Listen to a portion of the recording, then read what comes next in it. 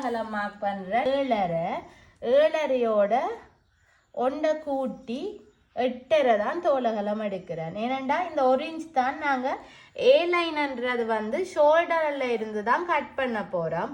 அப்போ ஷோல்டரில் கட் பண்ணுறதுக்காக தான் இந்த 1 இன்ச் எக்ஸ்ட்ராவாக விட்டுருக்குல கழுத்துக்கு இருக்கிற முன்பக்கத்துக்கு இது பின்பக்கத்துக்கு. இனி இந்த ஷோல்டர் ரெண்டையுமே இப்படியே ஜாயின் பண்ணுறேன்.